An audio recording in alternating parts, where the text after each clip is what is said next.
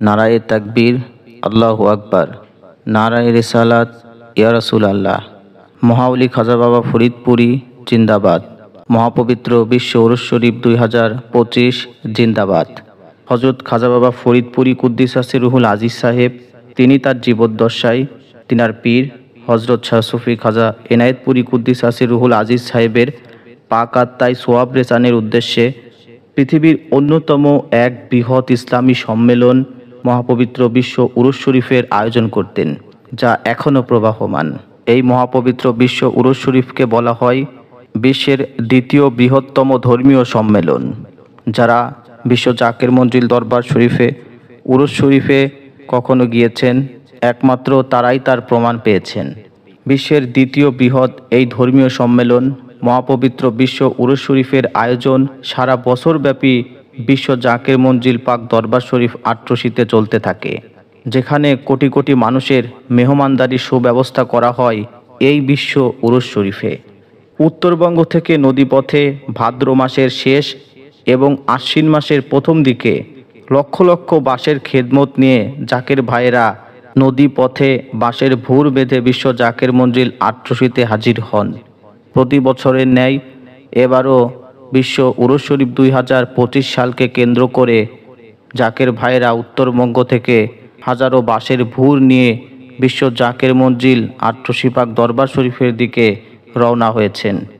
দর্শক, আপনারা এখন যে জায়গাটি দেখতে পাচ্ছেন, এটি হচ্ছে পাবনা জেলার নগরবাড়ি ঘাট। এখানে উত্তরবঙ্গ থেকে সমস্ত বাঁশের ভুর এসে জড়ো হয় এবং একদিনব্যাপী দোয়া মাহফিলের আয়োজন করার পর পরের দিন ফজর নামাজ পর বিশ্ব জাকের মঞ্জিল আট্রসি পাক দরবার শরীফের দিকে রওনা হয়। নদীপথের বিভিন্ন বাধা বিপত্তি অতিক্রম করে জাকের ভাইরা এই ভুর নিয়ে পৌঁছায় বিশ্ব জাকের মঞ্জিল আট্রসি পাক দরবার শরীফে।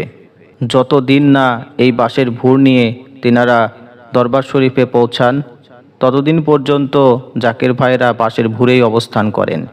এখানেই খাওয়া দাওয়া সহ এখানেই নামাজ কালাম ওজিফা কালাম তারা করে থাকেন। এই বাঁশের ভুর নিয়ে মহাওলি খাজা বাবা ফরিদপুরি কুদ্দিসাসে রুহুল আজিজ সাহেব 1990 সালের এক ঘটনার মাধ্যমে বলেছিলেন, হযরত খিজির আলাইহিস সালাম দয়া করে বিশ্ব জাকের মঞ্জিলে এই বাঁশের ভুরগুলো পৌঁছে দেওয়ার ব্যবস্থা করেন। ঘটনাটি 1990 সালের কথা। পদ্মা নদী বেয়ে জাকের ভাইরা বাঁশের ভুর নিয়ে পিয়াজখালী ঘাটে অবস্থান করছিলেন।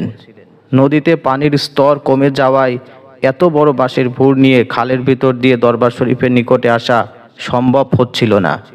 বিশ্বলি কেবলাজান হুজুরের নিকট দরবার শরীফের বিশিষ্ট প্রবীণ খাদেম জনাব মোহাম্মদ পিয়ার আলী ভাই, জনাব জয়নাল ভাই এবং বগুড়ার জনাব শহীদুল ইসলাম দুলাল ভাই এসে খুবই বিনীতভাবে বিষয়টি অবগত করলেন বিশ্বলি শানশাহ তরিকত খাজা বাবা ফরিদপুরি কুদ্দিসাসে রুহুল আজিজ সাহেবকে।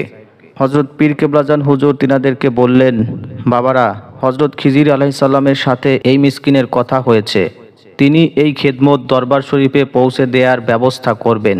বিশ্বলি হযরত পীর কেবলাজান যেদিন বললেন, ঠিক সেই দিনই আকস্মিকভাবে পদ্মা নদীতে 5 থেকে 6 হাত পানি বৃদ্ধি পেয়ে 2 দিন পর্যন্ত তা স্থির ছিল। পিয়াজখালী ঘাট থেকে শাখা নদী দিয়ে এরপর খুবই সহজেই বাঁশের ভুরগুলো বিশ্ব জাকের মঞ্জিল আট্রসি পাক দরবার শরীফের নিকট পৌঁছে যায়। জাকের ভাইরা নানা রকম বাধা বিপত্তিতে পড়ে বাঁশের ভুর নিয়ে আসার সময়, কিন্তু মহাওলি খাজা বাবা ফরিদপুরি কুদ্দিসাসে রুহুল আজিজ সাহেবের দোয়ার বরকতে বিশ্ব জাকের মঞ্জিলে বাঁশের ভুরগুলো সেই বাধা বিপত্তি অতিক্রম করে ঠিক সময় মতোই পৌঁছে যায়। বলা হয়ে থাকে বাঁশের ভুরের খেদমত অন্যতম একটি কঠোর খেদমত, কেননা প্রায় 1500 থেকে 2000 বাঁশ একত্র করে এই বাঁশের ভুর প্রস্তুত করতে হয়। তারপর সেই বাঁশের ভুর নিয়ে বিশ্ব জাকের মঞ্জিল আসা পর্যন্ত এই বাঁশের ভুরেই অবস্থান করতে হয়। তাই এই মহা খেদমতে যারা শামিল, মহাওলি খাজা বাবা ফরিদপুরি কুদ্দিসাসে রুহুল আজিজ সাহেবের নেক নজর এবং মহান আল্লাহ পাকের রহমত তাদের উপর বর্ষিত হোক। আসসালামু আলাইকুম ওয়া রাহমাতুল্লাহি ওয়া বারাকাতুহু।